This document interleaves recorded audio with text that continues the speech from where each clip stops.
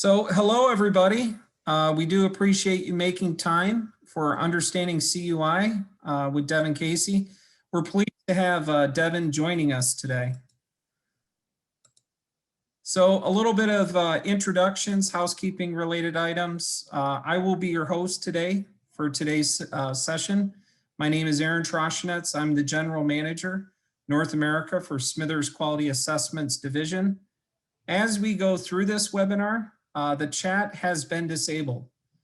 So we ask that you use the Q&A button to submit any questions.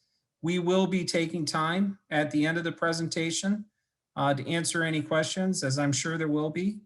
And then after you exit the webinar, there will be a brief survey. We would appreciate any feedback. We certainly use that feedback as inputs for any of our future webinars. So our speaker today, Devin Casey. Devin is the lead for implementation and oversight activities for the CUI program. He's contributed to the development of the NIST and Technology Special Publication 800-171, which is obviously protecting controlled unclassified information in non-federal systems and organizations. Since joining the CUI program, Devin has authored numerous policies and guidance documents in the implementation and management of the CUI program. And as a foremost expert in CUI itself and information security, he advises numerous senior leaders of the executive branch, departments, agencies, as well as just other industry executives in non-federal organizations.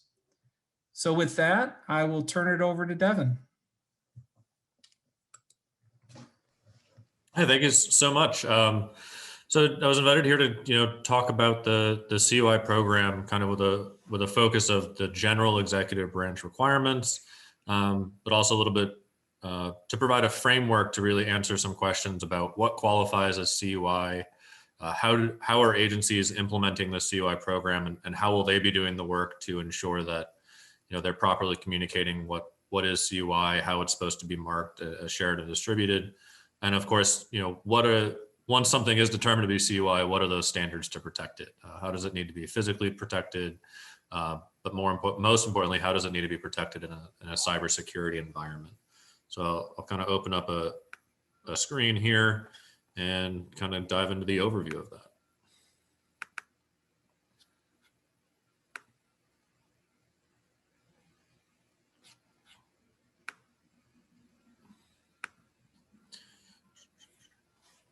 So, as mentioned, I'm Devin Casey. I work for the ISU, or Information Security Oversight Office. If you've heard of us prior to the CUI program, it was probably because of our work with the classified program. Of course, it's not working right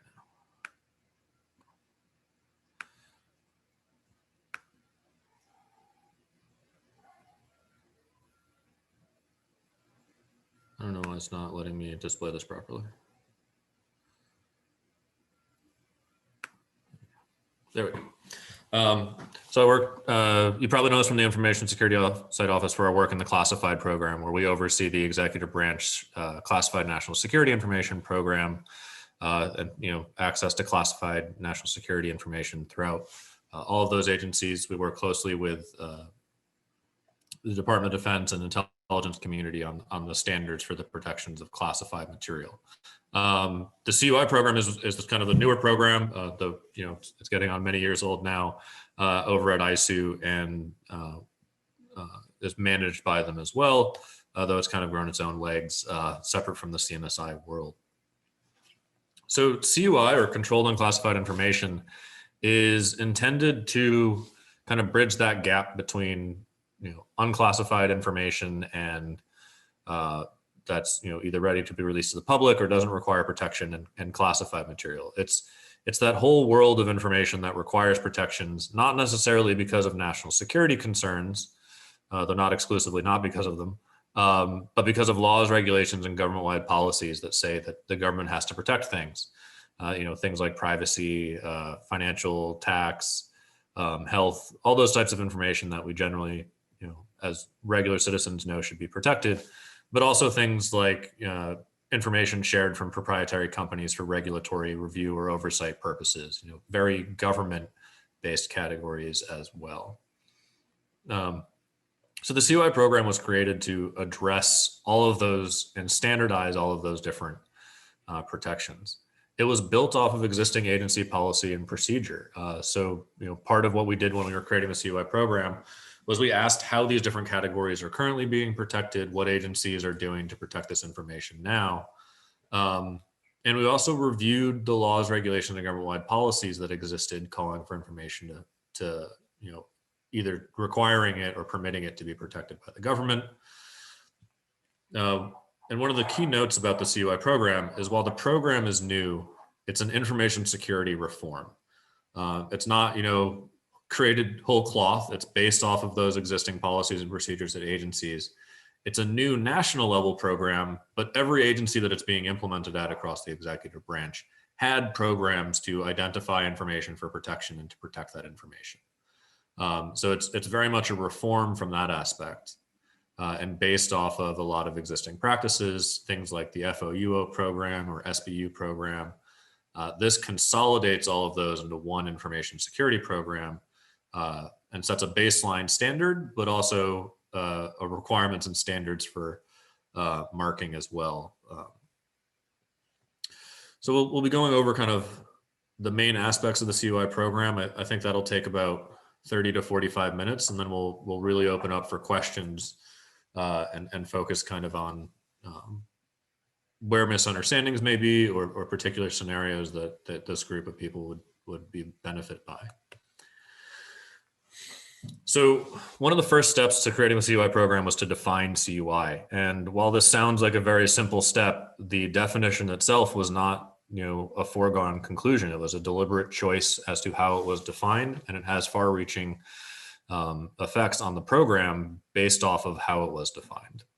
So prior to the CUI program, agencies decided what they were going to protect, influenced by laws that require them to protect information, but also influenced by internal policy, and created programs like the FOUO program, where there is a huge amount of discretion as to when something qualified for protection under some of those programs.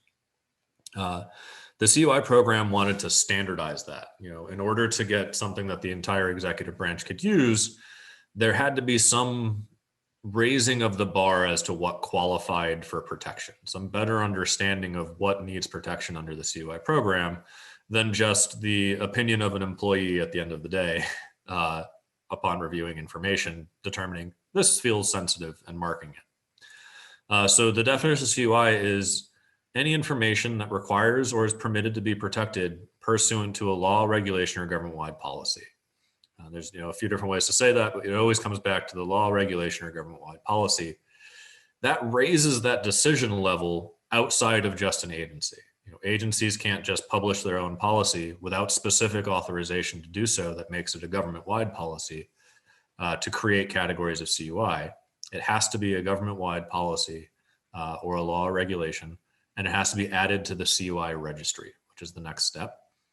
Which can be found at archives.gov/CUI. And that is a listing of all of the authorities organized into the CUI categories that permit or require information to be protected as CUI. So this was a deliberate choice to move that decision-making point over when and how discretion can be applied to control information all the way up to a executive branch level.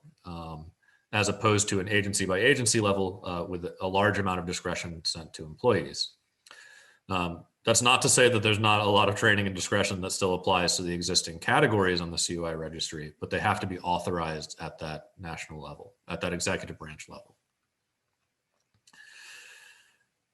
As a result, the CUI program is absolutely massive and covers a truly staggering number and type of categories of information. Everything from the stuff that we probably deal with in our regular lives, like health and privacy and tax information, also to law enforcement, unclassified naval nuclear, unclassified intelligence information, export control, legal privileged information. There's really a large amount of categories out there. Some of those categories are used by every executive branch agency, like privacy, health, tax, financial. But some of them are much more targeted to particular programs, like there's a type of archaeological information that can be identified for protection. That's really only used by the Department of Interior and a couple of other smaller entities within them. But it's a truly huge umbrella. And having come from the classified world and thinking that was a large amount of information and agencies affected by it, the CUI program is orders of magnitude larger in the quantity of information covered by it, the diversity of information that it covers, and the number of entities that actually trade in or deal with that information.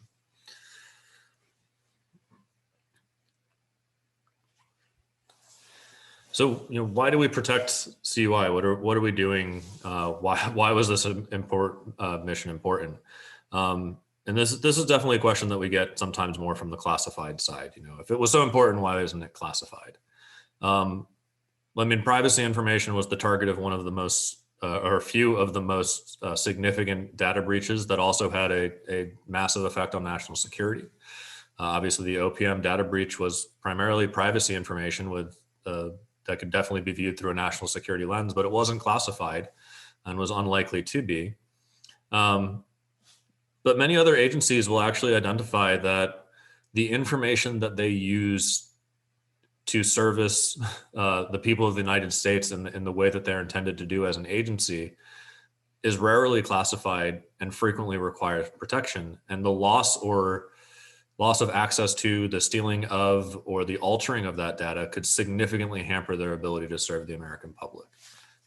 And one of the things I've learned as I've been visiting and dealing with all of these agencies across the executive branch is that almost all of them require sensitive information, either on behalf of the public or for the public, in order to conduct their missions. A staggering amount of what a government does is make sure that it's aware of who people are, where they are, and what's around them. Whether it's mapping dams and security and energy infrastructure, figuring out who people are and how they're paying their taxes, and how they're going to get their Social Security, how they're going to apply for food or aid or student loans. It's an amazing amount of information management and data management that they're engaged in, and much of that information is sensitive and entrusted to the government. One of the things that we learn after data breaches is the faith in institutions can go down as data gets breached. You can imagine if the IRS saw significant data breaches, there might be a decline in the number of people who file or appropriately file their tax returns, which will, hits directly in the Bank of the United States and affects its ability to continue operating on behalf of its people. So the information is significant. It can affect national security just like classified can, but it can also affect it in other more internal and more intimate ways, as well as harming individuals who may be subject to identity theft or have private information brought into the public sphere. So the CUI program in promoting standardization was really to hit a lot of topics at once. It was supposed to clarify what to protect. One of the things that we identified as an issue with the old programs of FOUO and some of the other markings that were used was that way too much information was being marked with no particular reason for its sensitivity. I mean, you may have received emails from individuals with, hey, we should have a meeting on this day, or what are you doing for lunch, that were marked FOUO. And likely didn't contain any sensitive material in them. So we needed to clarify, what is the government going to spend resources on protecting and reporting when it's stolen or lost or misused? What is important enough that we actually have to go out of our way to secure this at a higher level and to mark it and surround it with an information security program. The next step was to define that. So as you can imagine, when agencies are left to their own devices, they have very different interpretations of the word protect. So you'll see, Department of Defense and CIA think security and protect mean something very different than what the Department of Agriculture may land at. So when they're left to their own devices to define protect and safeguarding, they come to very different conclusions. And sometimes they're not just very different, they're also needlessly different. They may have a particular control that they want you to implement in a particular way, where another agency doesn't necessarily, agree with that particular type of implementation for it. And that slows down sharing and safeguarding. So it defines that safeguarding baseline and sets out the standards for what protect means at a minimum, whether it's destruction, marking, physical security, or cybersecurity. The 32 CFR 2002 outlines that baseline. It reinforces laws, regulations, and government-wide policies. The CUI program was the first time that there was ever really an inventory of things that told you that you were required to, or permitted to protect information. So it really highlights those requirements under those laws and points to them. We'll talk a little bit about CUI specified shortly, which is a furthering of that goal. And it also promotes information sharing. So when agencies had these different markings in these different standards, there was a significant delay and concern and issues with sharing information between agencies and third parties. Since every agency had these different markings and standards, it was hard for agencies to enter into information sharing agreements, because once the lawyers get involved, they want commensurate or equal security at the receiving agency, which is a fair request, but frequently could bog down the information sharing. And third-party entities like contractors and academia who received or protected this information on behalf of a lot of different agencies had a different information security program and marking and scheme to comply with for pretty much every agency they dealt with. And sometimes to add confusion to that, some of them used the same markings but were different schemes. FOUO at DHS never meant the same thing as FOUO at DoD. Which made it very hard to be in industry or other parts of the government and have both of those documents sitting on your desk with very different requirements for what you had to do if something happened to them. So, generally, we want to define what we have to protect and how to protect it. And so the registry is that listing of all those categories and authorities, and that's our what to protect. It's kind of similar to a security classification guide if you've used those before. It's a listing of the things that are authorized. It's at a much higher level than a security classification guide, though. You're going to, it's supposed to be interpreted and communicated through training and policy to the employees. Not everyone should go reading the Privacy Act to figure out what's covered by it. That's what privacy training is for. And then 32 CFR 2002 outlines the requirements for how to protect that. And how to implement these protections. What do you do when you have to track misuse? What do we mean by cybersecurity standards? What do we mean by physical security standards? And how is this information supposed to be marked? And how can it be shared? One of the policy elements of the CUI program that is not done yet, though DoD has implemented part of it in the DFAR 7012, is the CUI FAR Clause. So there will be, and it's still in the process, a CUI FAR Clause that to be used by all the FAR Council agencies to standardize the communication of all these requirements to industry. So not only did we want to standardize the protections in 32 CFR 2002 that outlines the CUI protections, but we wanted to standardize how they're going to be communicated to industry so that you don't get I think 83 or more different variations of the CUI program and contracts. We wanted to standardize how and where you could look to the contract to see what's going to be protected and how. It's still in its drafting process. It has not come out for public comment yet. It's actually projected or estimated to be out for public comment very shortly by GSA in their unified agenda, but it has been delayed in the past and has been taking quite a while to work its way through that final steps of the process, but it should be coming shortly. And that's where a lot of, and I'll probably talk a little bit more about this when I get to the questions and answers, a lot of the standardization and contracting comes from choices that are made and how this FAR will work. So one of the notes is implementation has begun and it's well underway. We imagine significant steps have been made this past year, and many of the most important steps will be made over the course of this year and next year for agencies issuing their final CUI policies and training their workforce. If you've been working with DoD, they've issued their CUI policy. Many departments and components of DoD have already begun marking and using CUI. The new notices coming out of OUSDI are marked CUI. They've really moved out, and you'll see many agencies following suit shortly. Something to note though is they're not all on the same timeline. We did what we could at our office to encourage and group and get people together to be on the same page for implementation. But at the end of the day, DoD's implementation is going to be, as a 3 million person agency, is going to be different than the Department of State's at tens of thousands of persons, and that one's going to be different from the boards and commissions that have 7 people. There's just a lot of uniqueness to agency implementation. So legacy practices and markings will exist at the same time as CUI program markings. Even within DoD, there's still components using their FOUO because they haven't moved over to CUI. And that's going to continue for the next couple of years as agencies begin to implement. You'll see them moving towards the standardization of the CUI program, but the markings are one of the last things to come. Many of them are, in the right place for physical and cyber security requirements, but they're not quite there on finalizing their trainings for what qualifies as CUI and how to mark that under the CUI program. So the legacy practices will exist at that same time. Quickly, just going over some of the standards from the CFR. One of the biggest divisions within the CUI program, as far as the categories are concerned, are the difference between CUI specified and CUI basic.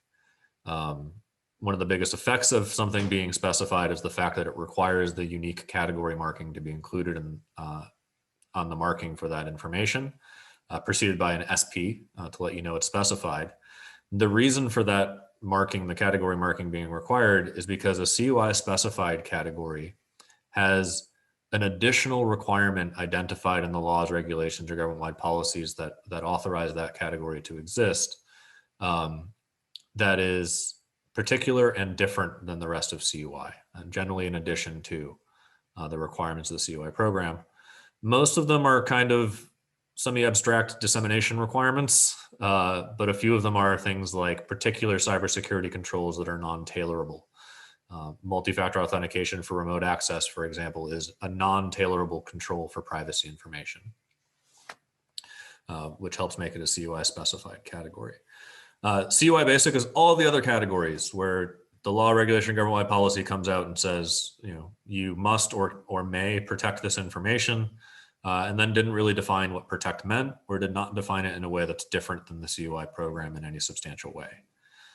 It does not require a category marking, though an employee who's creating it or receiving it should understand what category it is, especially if they're creating it, because they should know that it has to qualify as CUI before marking it. But once it's reached that point, it does not have to be marked with the category marking, and most agencies will just mark it CUI. For physical security, we're pretty, I don't want to say lax, general is the better term for what we mean by physical security for CUI. And by that, I mean, you won't see any policy documents from an executive branch level talking about how many pins you need in your lock, or what type of door frame and you're required to have, or a listing of approved cabinets or safes. What we do require is a controlled environment, an area where a company or office or agency knows who has access to that environment and what they work on, and a locking barrier. The locking barrier can be an office door, depending on how your office is set up, or it can be a filing cabinet, or really any approved locking mechanism barrier to put that information behind. So there's kind of the general idea of a controlled environment followed by a locking barrier.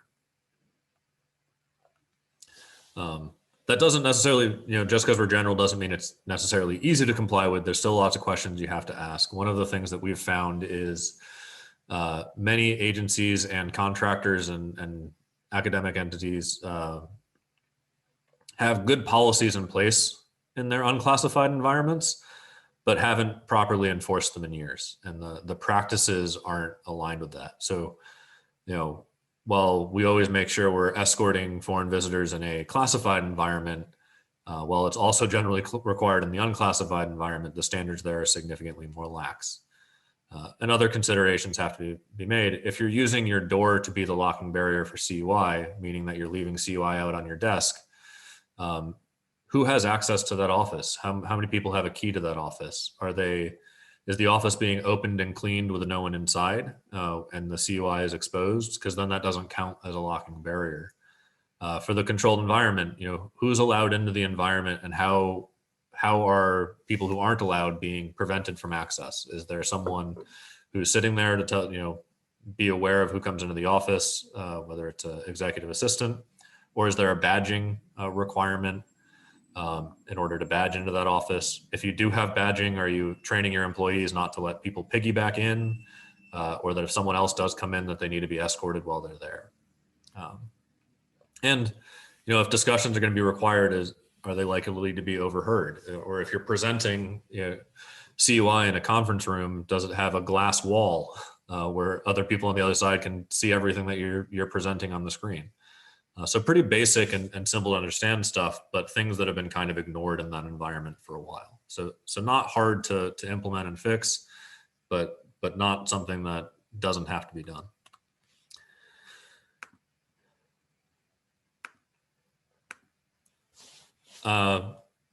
So for systems, well, the requirements for safeguarding CUI in an electronic system depend on who owns or operates that system. If it's owned or operated on behalf of the United States government, then it has to meet NIST 853 moderate confidentiality impact value requirements as defined by FIPS 199, FIPS 200, and FISMA. If it is on a non-federal information system, so industry, academia, third parties, states, foreign entities, it is supposed to meet a commensurate level of protection of the moderate confidentiality impact value, and that's communicated and provided for in the NIST SP 800-171, which outlines the requirements for protecting CUI on a non-federal information system, which was created jointly by our office and NIST to address that gap. And acknowledge the fact that much CUI is processed on systems not owned or operated on behalf of the government, but rather by industry or third-party entities. But we wanted to communicate a standard way to protect that information. In addition to that, CUI can only be disseminated to those who have a lawful government purpose. So, there's many controls listed in the NIST 800-171 that I consider them information security controls enabled by cybersecurity controls. Probably the best example is access management to sensitive folders and documents and databases. In my experience from a computer science world, the access management heavily focuses on providing access to information to those that need it, and frequently forgets about removing access from those who no longer require it. And for obvious reasons, when you remove access and someone did turn out to need access to it, you might cause a kerfuffle at your company as they send emails to the senior leadership saying they don't have access to the information they need to do their job. But it's something we see in the government as well. People are pretty quick to get access to information because they proactively request it. But the process for reviewing who has continued access and whether or not they continue to need that access is burdensome and potentially frustrating, and rarely done correctly. But one of those important tasks that should be part of a cybersecurity audit, but also part of an information security audit to ensure that the cybersecurity folks are doing what they need to do on that front. Here's kind of some examples of the CUI marking and the marking policies. You can see the banner at the top. The marking for CUI is the word controlled or the acronym CUI, followed by generally a category or dissemination control as necessary. We're significantly less strict about our markings than in the classified environment. We'll talk a little bit more about what we mean by that. But this is just kind of a general example of that. The banner marking specifically has three elements: the CUI warning, the CUI portion, the control marking, the potential for category markings, and a limited dissemination control marking. The limited dissemination controls are optional. unless required by the law, regulation, or government-wide policy for specified categories. And they must come from our limited dissemination control marking list that has been maintained on the CUI registry as well. So we maintain what can be used as a limited dissemination control marking and the definition of those limited dissemination control markings. And you can see an example of a couple of them here. Noforn is one of the ones I always like to point to because limited dissemination control markings are intended to alert users when there's a limitation on who can access this information that would violate the lawful government purpose of sharing that information due to a requirement in law, regulation, or government-wide policy preventing their access or requiring a process prior to their access. So there are categories and types of information that have the Noforn application to it. One of the things I've noticed in both government and industry is that people were marking information under legacy programs like the FOUO program as Noforn before they actually understood whether or not their system that they were using had any way of providing assurance that it actually was going to be kept without being accessed by foreign nationals. So there's concerns there if you are going to be sending or receiving CUI Noforn, that changes some of the ways that you can configure your system and the people who you can provide access to your system for procurement and analysis and auditing purposes. You can't have a system approved with Noforn on it being audited by a foreign company and foreign persons working for that foreign company. If there's any way for them to gain access to that information that's marked Noforn during the audit. Just something to consider. When I talk about the flexibility of CUI, CUI has a statement that allows for the notification of being CUI. We frequently say CUI must be marked or identified. And identified covers situations where it's not individually marked, but the recipient is being made aware of the CUI status of that document. You're letting them know what CUI, why it's CUI. This is particularly helpful in the bulk marking arena. We're not requiring the government to go through and individually mark every PDF of particular documents prior to sharing it. They can mark or alert the recipients of those information, bundles of information that, all of these forms contain these types of CUI in them. If you remove them from this bundle, you have to mark them, but we're not going to individually mark them because we generally treat them as a group. Same thing for databases and things of that nature. You don't have to mark every page of every database. If you ran a security clearance database, you can say, part of the user access agreement and training for its users can inform those users of what qualifies as CUI in that system, and that if they're going to be taking any information out of that system or database, how to mark it and how it's supposed to be protected under the CUI program without going through and marking each and every field or page of that database. There's a lot of ways to do that. In the physical world, that means you can label record rooms. If a room contains the same, 800 different copies of the same or 8,000 different copies of the same personnel record or personnel type file, you can mark the room and not individually mark each document inside there, as long as there's provided a way to protect that information when it's removed from that definable boundary. And you can kind of see an example of that. You could send a box of individual legal records marked. This box contains CUI with an information for the recipient that says, these legal records are supposed to be protected as this type of CUI. Please make sure you use a cover sheet or individually mark them when you remove them from this box. So legacy markings kind of have two things to talk about.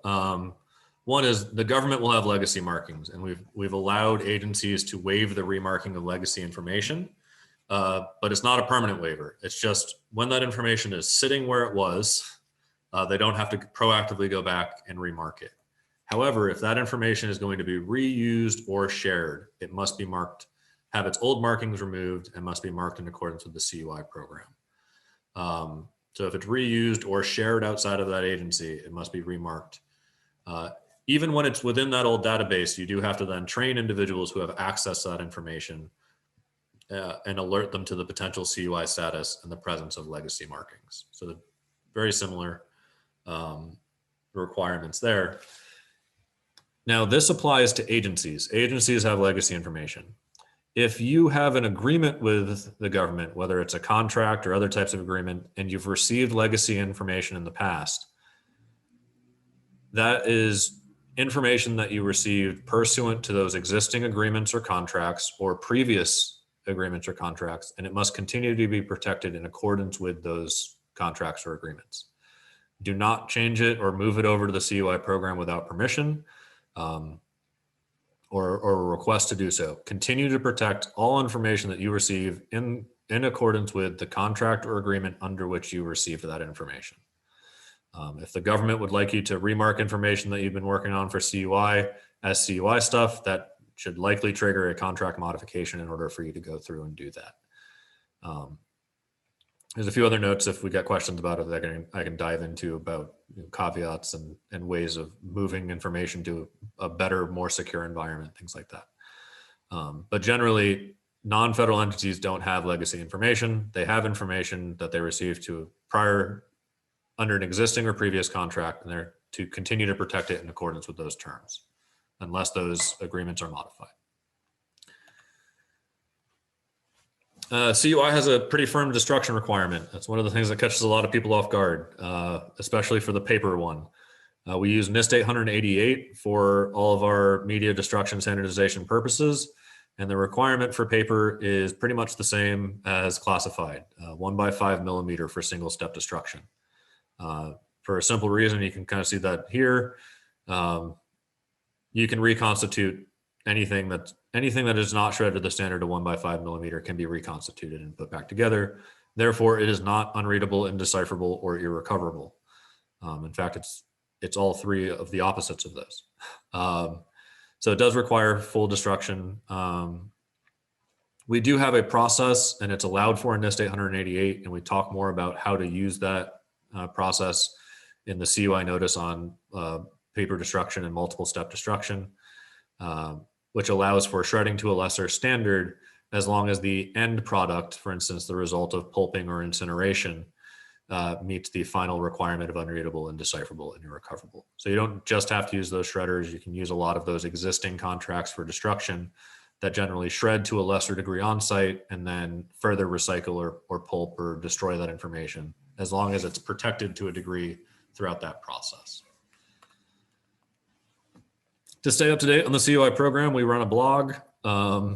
It's one of the best ways we have of keeping in touch with both agencies and non-federal entities.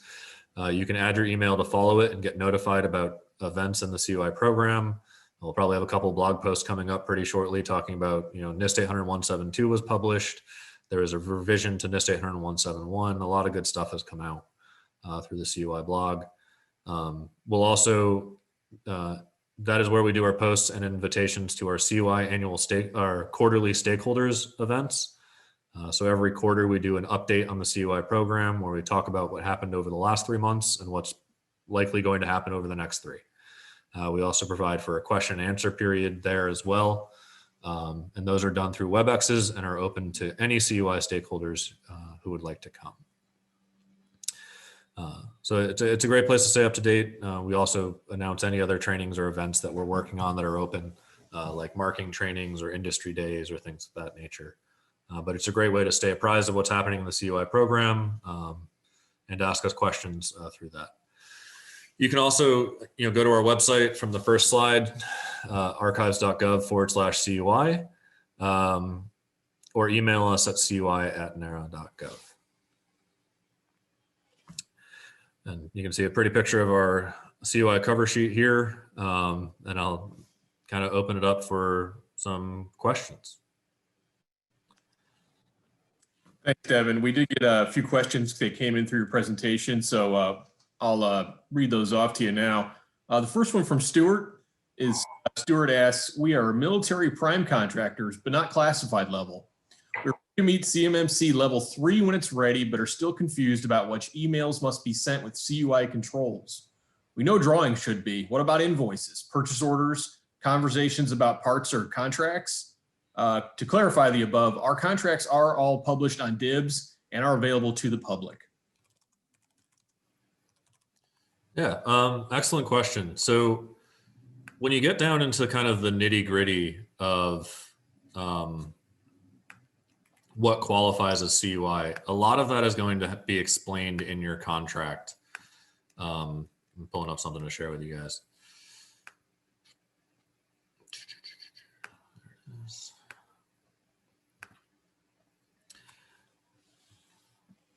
So, when you have questions about specifically what's being worked on as CUI, the CUI FAR case that's coming out and that will be proposed for public comment has a lot of things specifically included to address these kind of questions that DoD and other entities have been sending out. One of the requirements in the FAR case is that a draft standard form that is included with the FAR case be filled out. The first question on the form is whether or not CUI will be included as part of this contract. Full stop. Yes or no from the government agency, is CUI part of the contract? If they answer yes, a whole bunch of other information has to be included to include who's going to be storing the CUI, what types of CUI are covered, what's going to qualify as CUI. Are there any special cybersecurity requirements? What are the markings for this information? Is it going to be shared by the government? Are we going to a database to get access to it, or are we collecting or creating it ourselves? All those questions about it have a way to be answered or outlined in that process. Now, that doesn't mean that when a contract is issued, there'll be perfect understanding of what's going to be CUI on that contract, and that the government will be the sole creator of that understanding. There'll have to be kind of a give and take and an understanding between the government and the contractor about, how are you prepared to handle this information? If they're going to collect or create that information, we frequently have to rely on the expertise of the contractor for helping us identify whether or not it requires CUI protections. One of the things we contract for is expertise, and some of that expertise is a good understanding of the difference between a sensitive schematic and a general schematic that everyone has seen before. And so that, there still has to be kind of a give and take there. But the goal is for there to be a lot more information about that. So I pulled up here to share my screen a little bit, because some of the things that you're talking about, like invoices and purchase orders, touch on this a little bit. When we were creating the CUI program and the CUI FAR case, we ended up having to talk a lot about something that had been generally ignored for decades, or FCI, federal contract information, which is a huge scope of information well beyond CUI, but encompasses CUI in that environment. That includes pretty much anything that's not marked for public release, that's created or shared by the government for the purpose of the contract, but also states not financial information or certain types of financial information related to conducting that business that are generally used for those purposes. So it specifically kind of rules out a couple of those things that you were writing about there. The other big note that we talk about here is this government nexus. So CUI is an executive branch program only. It is communicated through an executive order and CFR. It only affects industry through contracts and agreements. And one of the requirements for something to be CUI is that its creation or collection is done for the government to a degree. So it's either information shared by the government to industry, or information that the industry is creating on behalf of the government or collecting or using on behalf of the government that qualifies for CUI protection. So it's not everything you do, and it's not all of your internal stuff. So one of the other big questions we get a lot is my HR data CUI? Well, you don't collect your HR data for the government, you collect it to run a business. Now, if you share that HR data, if you share privacy information about your employees with the government as part of the contracting process, you're darn right, we're supposed to protect it as CUI when we receive it, but you don't have to. That is your information. And the same goes for proprietary information. When, Coke has to send in its secret formula for Coke to the FDA for review, the FDA will review it and protect that as proprietary information on behalf of the Coca-Cola company. And, there's a chance that if they share it back with them, it might still have the CUI proprietary markings on it. Coke does not have to meet the CUI NIST 800-171 requirements to protect its proprietary information, even if it receives its own information back. much in the same way that, I'm allowed to do whatever I want with my social security number. I can't do whatever I want with other people's, but I can do whatever I want with mine. When I give it to the government, they're going to be required to protect it. If the government gives it back to me, I can be just as dumb with it before as I was after, as I am after. So, it's important to understand information that was yours will likely be protected as CUI, but doesn't count as CUI for those purposes. Those private or internal systems aren't necessarily, CUI for the government.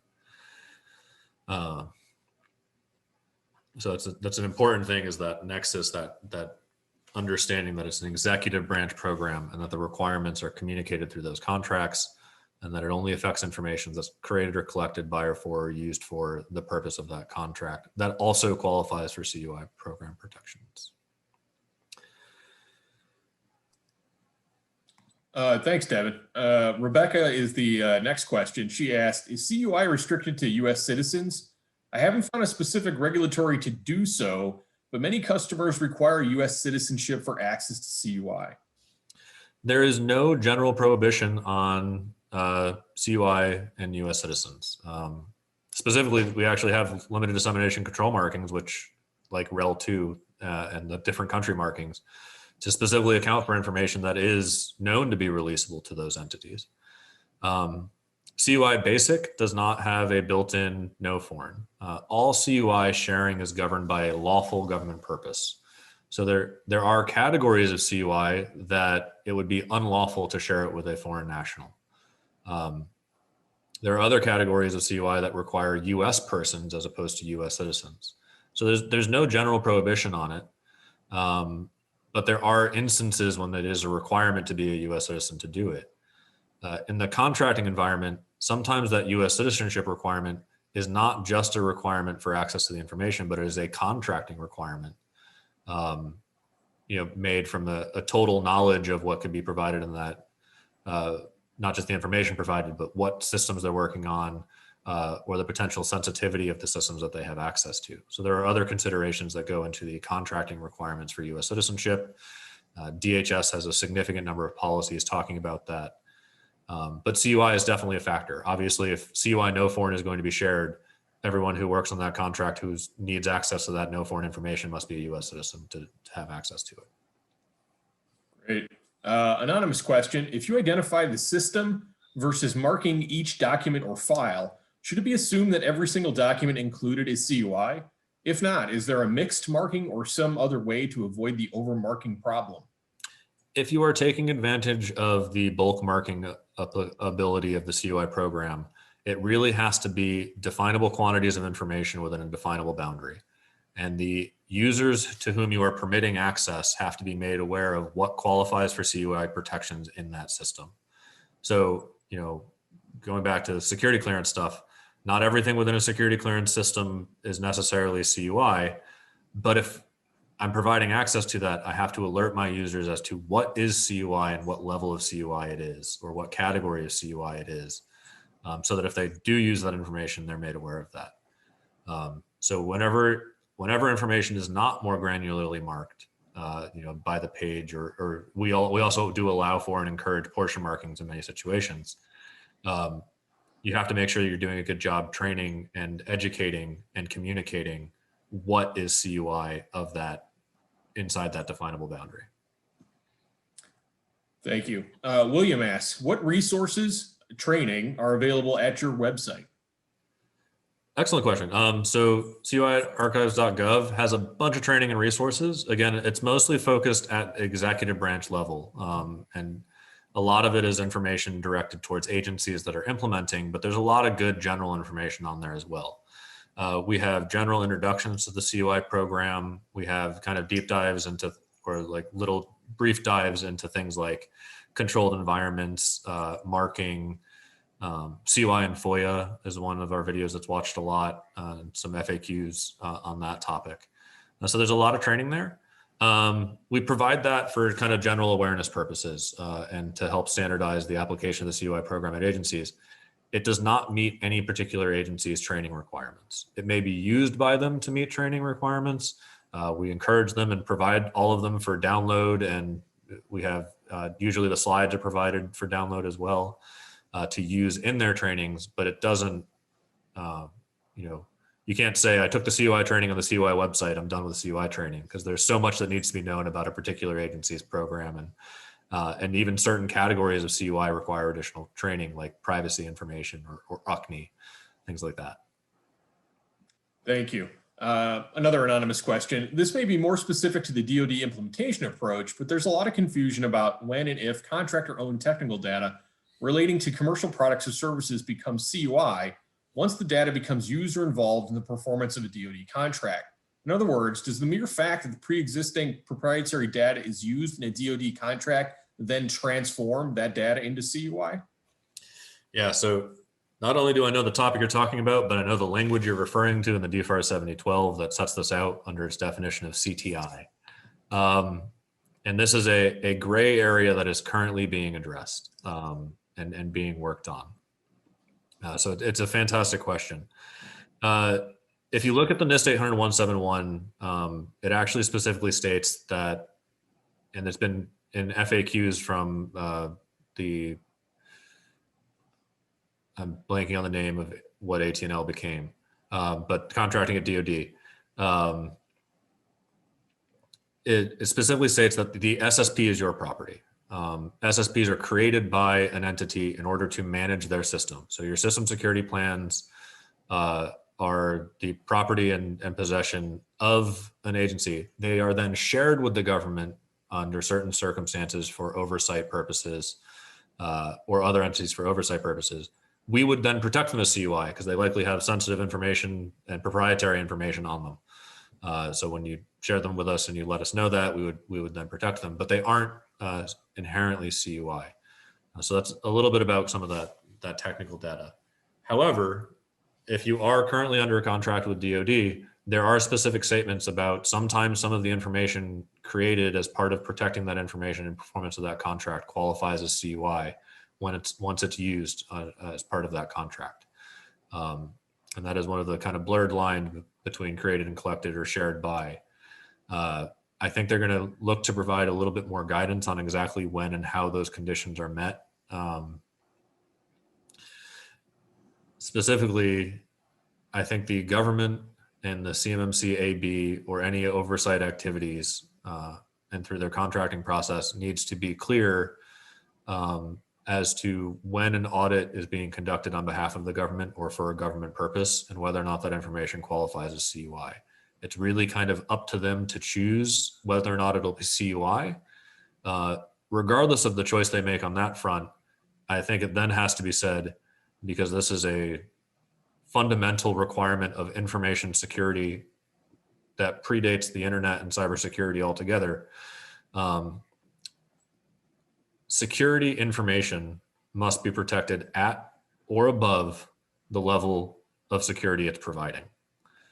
So, if you're auditing level 3, your information should be protected at level 3 or higher. If you're auditing, a level 5, you should not be putting the security information of a level 5 system on a level 3. Speaking the CMMC jargon for that. But that's a general truism across the government. We don't put, top secret safe combinations into a secret safe or in a room not approved for top secret storage. They're at or above the level of the security provided. I think more guidance will come to that, as that's been a question I've seen in a lot of forums. But again, DoD has that currently defined and includes the using and performance of, but there's still that kind of discretion of, is it being used by you for yourself and also valuable to that or done for them? So it's one of those ones, it has to be answered by policy and kind of a deliberate choice, whether that'll be communicated through FAQs or standards documents or agreements between auditing entities or directly in the contract is yet to be determined. But when in doubt, ask your contract representative. So good time for a general statement. I don't work for DoD and I'm not party to any government contracts. So I can't give you contract advice because I'm also not an attorney. And even if I was, I wouldn't do it for free over Zoom. Fair enough. But I can't answer, directly for that. So always comply with your contracts. If you have questions about complying with your contracts, reach out to your contract POC. We're still here to give general advice about where things are and where they're headed and to acknowledge those areas. But for particular contract compliance, you must comply with those contracts. Thank you. David asks, would ITAR cover data qualify as CUI? This is another one that starts to get confusing pretty quickly. There is a category of CUI for ITAR. Obviously, it is information that requires protection that is frequently created by or for the government that has significant requirements for how to protect it, both cyber security and sharing. What's yet to be fully understood and illustrated and kind of outlined by our office and the ITAR groups, both at DoD and Department of Commerce, is some ITAR information that your company is required to protect as ITAR is not created for the government. Not every bullet made in the United States is made for the United States government purposes, and not all of the information used to make weapons and other ammunitions and things covered by ITAR are done for the government. However, it must be protected. So it's kind of similar to the privacy information world. Your government, your agency or entity is required to protect privacy information because of the Privacy Act. You only protect it as CUI when it's created by or for the executive branch or shared from them. It may also qualify as, if you use that information for the government, that instance of that information may also be CUI in that particular aspect. If it existed in your company prior to that, that's where you have to talk to the government about whether or not they are taking ownership of that information so that it's CUI everywhere.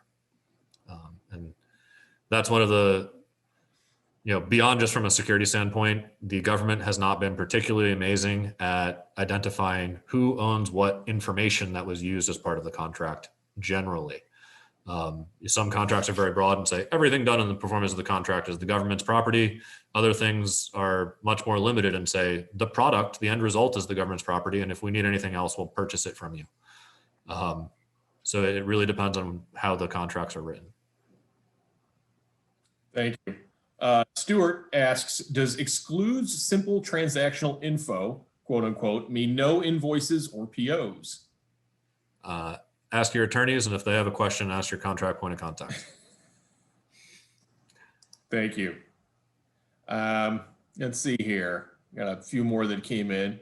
William asked, do you see 800-171 being more widely adopted, across government agencies as the CUI program is? Yes. It's going to be a requirement in our CUI FAR case, which will apply to all government agencies that are covered by the FAR.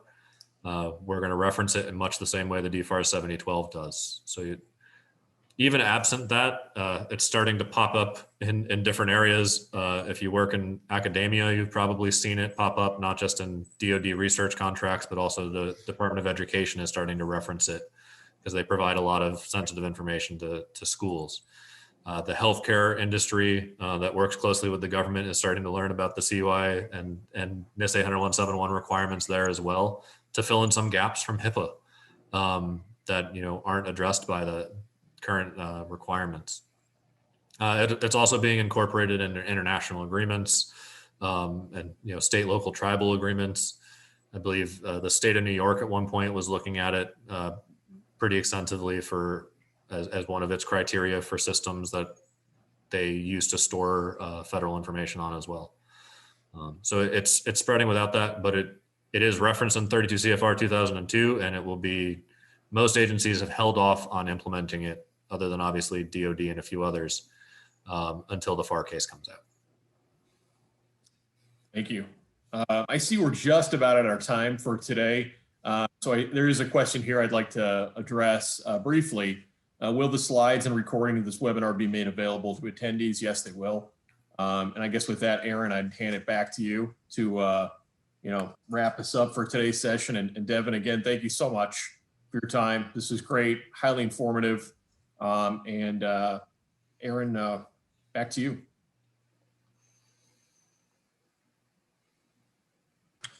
Okay.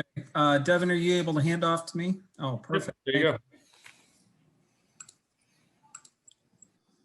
So to echo Scott's sentiment, thank you again, Devin, for a highly informational, valuable kind of run through as far as CUI. I think there was a lot of good information, a lot of good resources. So we will be putting the presentation out on the website soon. Everyone who registered will be notified via email when the video is available. For any of the answers to questions that we didn't get to, we will be certainly making those available soon on the website. I know there were some specific situational questions, so we will take the time to try to answer those the best we can. And when the webinar ends itself, you will be directed to a brief survey. Again, if you are able to complete that, we certainly appreciate it. Gives us a lot of good insight as to upcoming webinars and things of an informational resource standpoint that we can get out to folks. So thank you again for everyone joining us. Again, thank you, Devin, for your expertise during this session. And we hope everyone has a great day, and thank you for joining us. Thanks for inviting me. Yep. Take care, everybody. I did send out some links in the chat so you guys have access. Excellent. Thank you.